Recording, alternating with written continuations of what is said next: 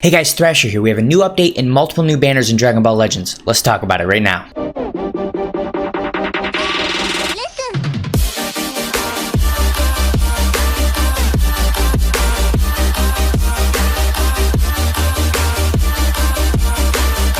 Okay, so we've got a lot to get to, so let's go to menu and news and just work our way up like we normally do. We're going to do all of the banners last, and there are multiple banners that are going to get ratings, as well as one ticket banner that you get the tickets as you go through an event. We'll talk about that a little bit more. So it's not going to get a rating, but I am going to talk about it because there's important things to note in it. So first up, let's open the game update announcement, and they updated various events. We'll show those off here in a minute. There's going to be lots of events that have come back, or at least multiple events that have come back.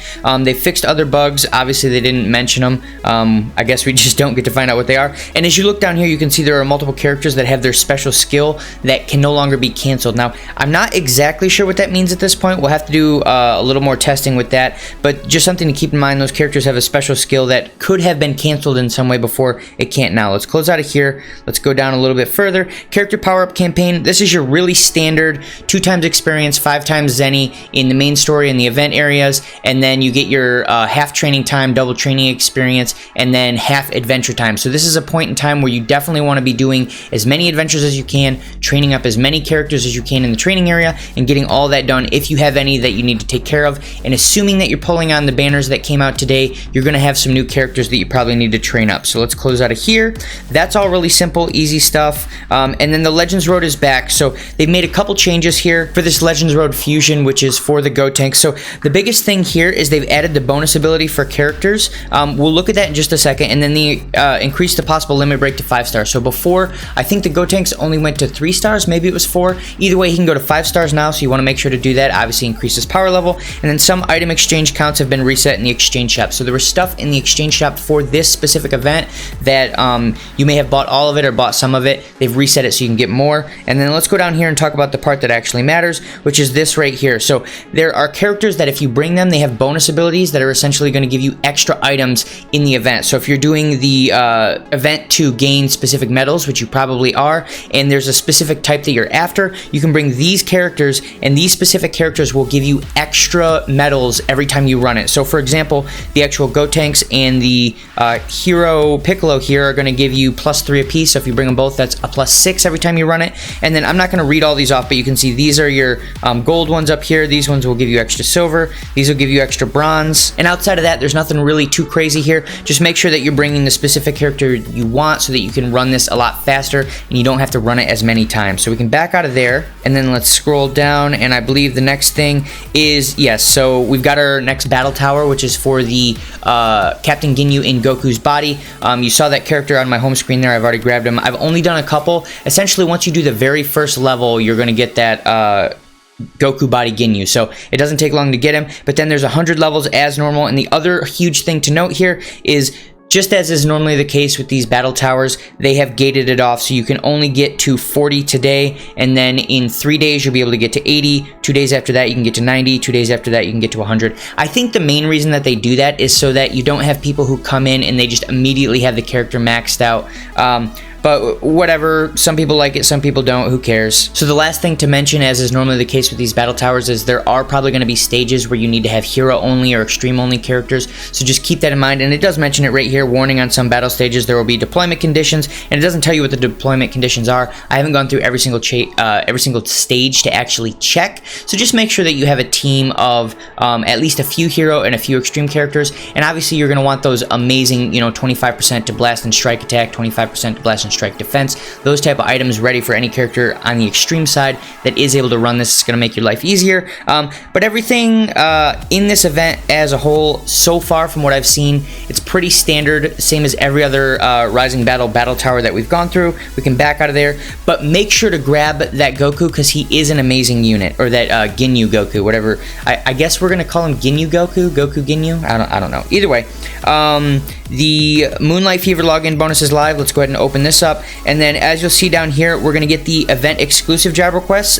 There is the pink one and then the brown one, and then we can talk about those a little bit more in a minute here. As we scroll through here, you're gonna see everything else is pretty standard. You just gotta make sure to log in every day, and you're gonna get your title, you're gonna get chrono crystals, you're gonna get some adventure slot keys, which is actually a little bit different from a lot of these login bonuses. A lot of the time they don't give adventure slot keys, so that one is a little bit new, although we have seen it before. It's just pretty rare. And then you're gonna get energy tickets, and I believe there's some skip tickets in here. I could be wrong. Let me double check. No, maybe there's not any skip tickets. So I think this is the first time in a long time that we've had a login bonus of any type that doesn't give any skip tickets. But one other thing to note here is this login is actually going to give us 1,000 chrono crystals as long as you log in every single day, or at least every single day that gives chrono crystals, which is huge because a lot of these previous login bonuses, they only gave like 300, so that's a huge increase. Awesome. Let's back out of there and then scroll down a little bit further. Right here, Moonlight Fever is now on. We can open this up. So those job requests that we just talked about, there's going to be the pink one and the brown one. As you complete them over the next month or so, I believe it's like 28, so it goes from today until the 8th, so not quite a month. It's like 28-ish days, 27 days, something like that.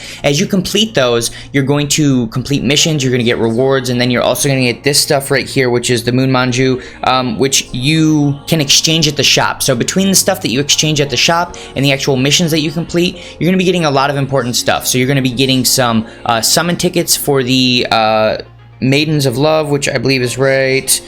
Scroll down here, blah, blah, blah, blah, blah. So Rising Girl summon tickets and Maiden Force of Love summon tickets. You can get both of those. I don't know exactly how many you get, but just keep that in mind. You want to be doing this because you're going to get free summons out of it. Make sure to get it done. Outside of that, there's nothing crazy. It's pretty much the exact same as the Tropical Punch event, so do the same thing that you did there pretty much. And then we can back out of here. I think that does it for actual announcements outside of the actual banners themselves. Let me just scroll down to make sure.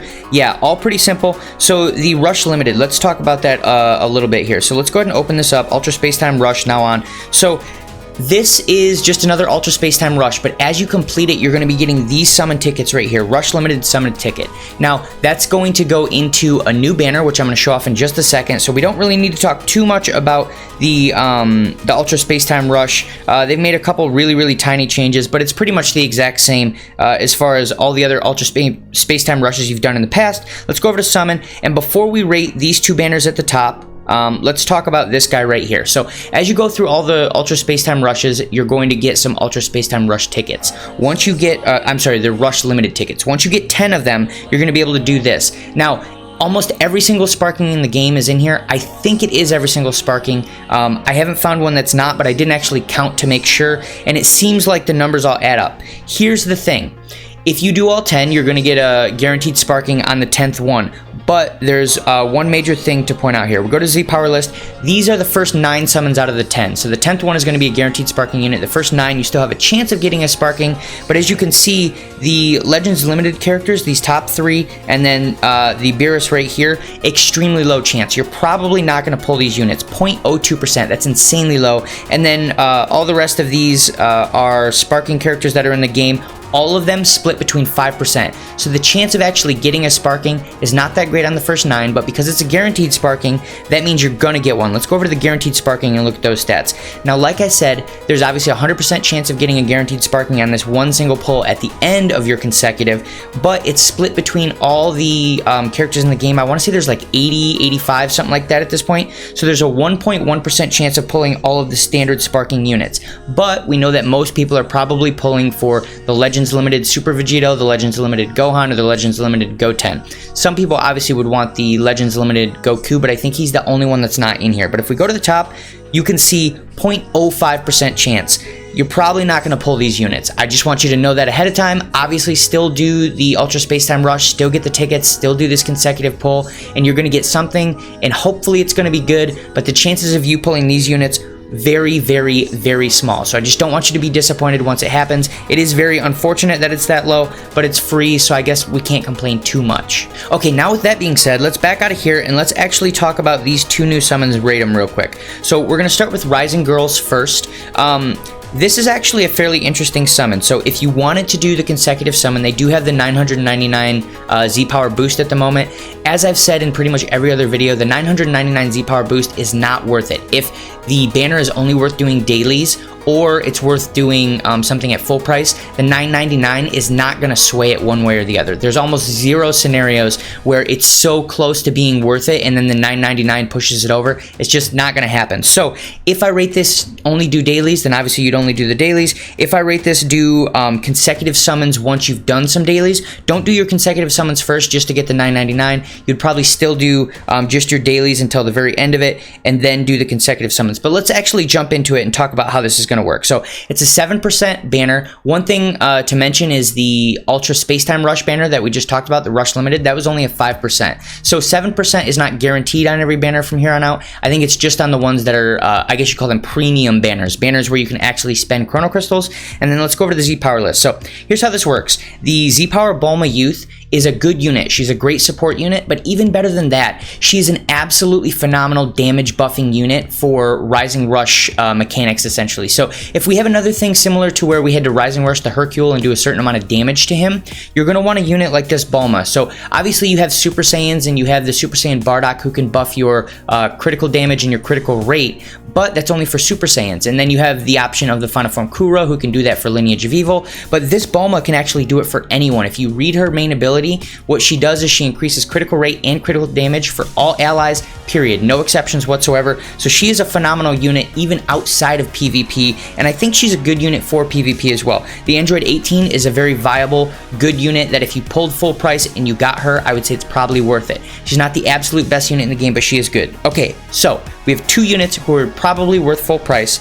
The Bulma is a good unit still, but I probably wouldn't say she's worth full price. The same is true of the Kale, the same is true of the Videl. They're definitely not top tier units. That's really all there is to it. And then the Android 18 and the Pan, again, not top tier units. The Pan is like an A tier, even though on my most recent tier list, Pan was placed in the S tier. She probably should have been placed in the A tier. She was one of those units that was borderline. I don't think she has the impact of most of the S tier units. The one thing to point out here, outside of the sparking units, is this Krillin right here is extremely good at buffing the legendary finished Goku. Now, with that being said, he is an extreme unit, so his stats are going to be a little bit lower than most sparking units, so he is a bit of a liability. But any case where for whatever reason you need to run that Goku, this Krillin is an absolutely phenomenal unit to help buff him. Now, let's talk about the thing you actually care about. How much should you be spending on this? In my opinion, there's only two characters on here that are really worth paying full price, even though there's a 7% chance.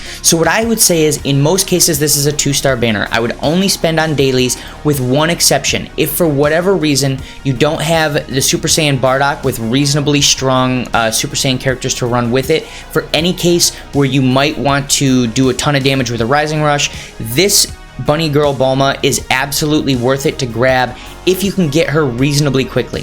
So what that means is, for example, if you have Super Saiyan Bardock and you don't have Super Vegito, or you don't have Super Saiyan Bardock at all, then this Bulma is probably worth it to spend 1,000, maybe 2,000 to try and get her. And the reason that she's worth it is because even if you don't get her, you still have a chance of getting the Android 18, and then there's two other units on here that are okay-ish if you grab them, whatever. So if you are in that specific scenario, you could call this a 3-star banner, meaning you spend maximum 2,000 crystals on this at full price, and other than that, you just do the daily. So for everyone else, if you have Super Saiyan Bardock and you have a reasonably strong Super Saiyan character where you can do most Rising Rushes, then you probably don't need her. You probably don't need to go after her. Let's talk about the other banner now.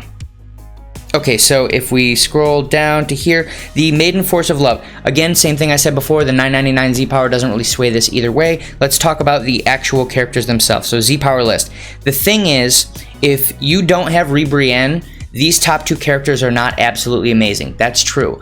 But Ribrianne is on this banner, and there are multiple characters below here that are very good. So the Mai is very close to top tier at this point. She's still a very good unit, and she's probably going to move back into the top tier now that we have so many female warriors back in the game that are very, very powerful units. They're probably meta viable again, which means that she is meta viable again. Now, the Chi-Chi and the Caulifla, they're a little bit below average. They're like high A tier units, and then the same is kind of true of the Great Saiyaman 2. With that being said, these top three units are absolutely phenomenal, and the new Kakunsa and new Rosie buff Ribrianne immensely as they die. Ribrianne was obviously already an amazing anchor unit, so in my opinion, you have three units at the very top that are absolutely worth pulling. You have a unit here at the bottom with the Mai that is worth pulling if you don't already have her.